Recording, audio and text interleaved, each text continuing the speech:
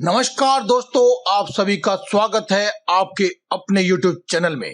दोस्तों, जब किसी व्यक्ति के जीवन में कर्ज नाम का अभिशाप छा जाता है तो वह सोचता है कि अब हम क्या करें।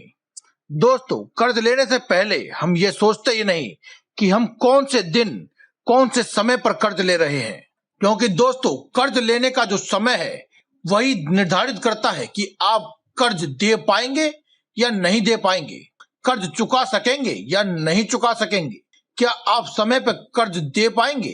आपको सावधानियां रखनी चाहिए। सबसे पहली बात, आपको शनिवार के दिन कर्ज नहीं लेना चाहिए। दोस्तों, अगर अभी तक आपने कभी कर्ज नहीं लिया है या फिर ले चुके हैं और दोबारा लेना चाहते हैं तो आप इस बात का विशेष ध्यान रखें कि आप शनिवार के दिन भूल से भी कर्ज ना लें, क्योंकि दोस्तों शास्त्रों में बताया गया है कि शनिवार के दिन लिया गया कर्ज कभी समाप्ति नहीं होता है। केवल लेना ही नहीं बल्कि शनिवार के दिन आपको किसी भी कर्ज के कागजों पर दस्तखत भी नहीं करने चाहिए। अक्सर लोग घर बनाने के लिए, भूमि खरीदने के लिए, वाहन खरीदने के लिए लोन लेते हैं, किस्तों पर कर्ज लेते हैं। तो ऐसे कर्ज के लिए भी आप कभी भी शनिवार के दिन किसी भी कागज पर हस्ताक्षर ना करें, वे शनिवार के दिन लोन ना निकलवाएं, वरना आपको कर्ज चुकाने में बहुत कठिनाई होगी। इसके अलावा दोस्तों, आपको किसी भी महीने की 13 व 26 तारीख को कर्ज नहीं लेना चाहिए, क्योंकि दोस्तों 13 तारीख यानी कि 13 आंकड़ा बहुत ही अशुभ माना जाता है हिंदू धर्म में। इसके अलावा दोस्तों, ऐसी कोई भी तारीख जिसका जोड़ने से 8 अक्षर निकलता हो, ऐसे दिन भी आपको कर्ज नहीं लेना चाहिए, क्योंकि 8 अक्षर शनि का अक्षर है।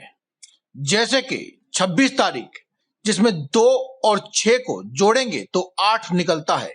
इसी प्रकार से 17 तारीख जिसमें 1 और 7 को जोड़ते हैं तो 8 होता है।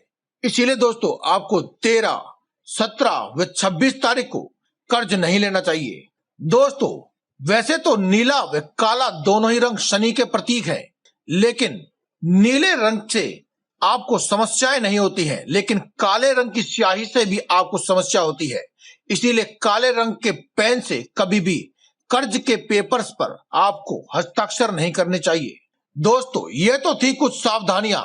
अब हम आपको बताते हैं कि आपको एक ऐसी चीज जो कि आपको किसी भी हनुमान मंदिर में चढ़ा देनी है तो आपका सारा कर्ज उतर जाता है।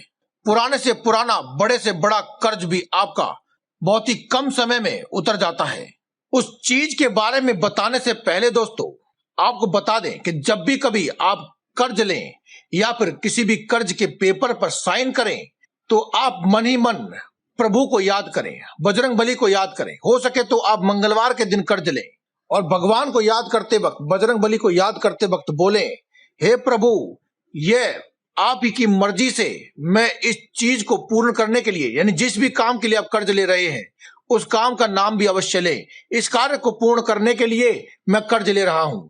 ये धन भी आपका है और वह सामग्री भी आपकी है जिसके लिए मैं आपसे कर्ज ले रहा हूं। जैसे कि पुत्री या पुत्र के विवाह के लिए आप कर्ज ले रहे हैं तो आप कहें कि वह पुत्री भी आपकी है और ये विवाह भी आपको करवाना है, इसके लिए मुझे कर्ज लेना पड़ रहा है और ये कर्ज का धन भी आपका है। इसीलिए हे प्रभु, जल्दी से जल्दी मेरा इस कर्ज को उन्नतर जरूर करवाएं और इस कर्ज से मुझे मुक्ति अवश्य दिलवाएं। दोस्तों, अब आपको बताएंगे कि वह कौन सी चीज है जो आपको हनुमान मंदिर में चढ़ानी चाहिए, क्योंकि दोस्तों कई बार कर्ज के चंगुल में हम ऐसे फंस जाते हैं कि आप उससे कितना भी कोशिश करें निकल ही नहीं पाते हैं, बल्कि कभी कभी तो कोर्ट कचहरी व मुकदमों का सामना भी हमें करना पड़ता है।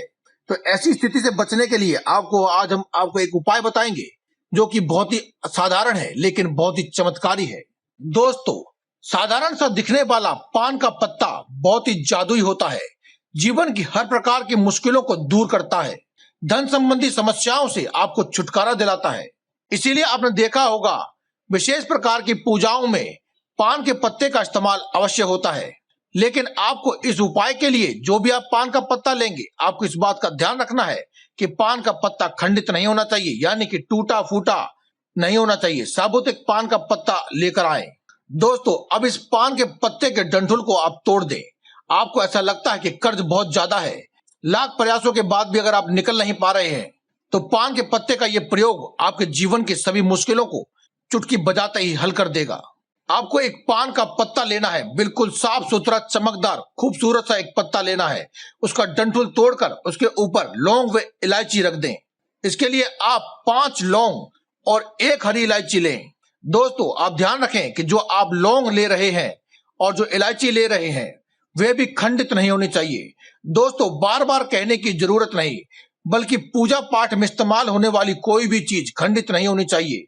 खंडित ना होने से तात्पर्य है कि फूल वाली लौंग होनी चाहिए, जिसका फूल झड़ा हुआ ना हो, लौंग टूटी फूटी ना हो, इलायची खंडित ना हो यानी खुली हुई या टूटी हुई ना हो। आपको साबुत बढ़िया वाली एक इलायची लेनी है, हरी इलायची, और 5 लौंग लेनी है फूल वाली। अब इन दोनों सामग्रियों को ही आपको पान के पत्ते पर रख लेना है और अब इस पत्ते को मोड़कर एक पान का बीड़ा बना लीजिए। और एक खास बात दोस्तों, जिस दिन भी आप इस प्रयोग को करना चाहें उस दिन आप कर सकते हैं, लेकिन जिस भी दिन आप करने वाले हैं उस दिन आप प्याज, लहसुन, मांस, मदिरा, अंडे, नॉनवेज ऐसी कोई भी चीज नहीं खाएंगे।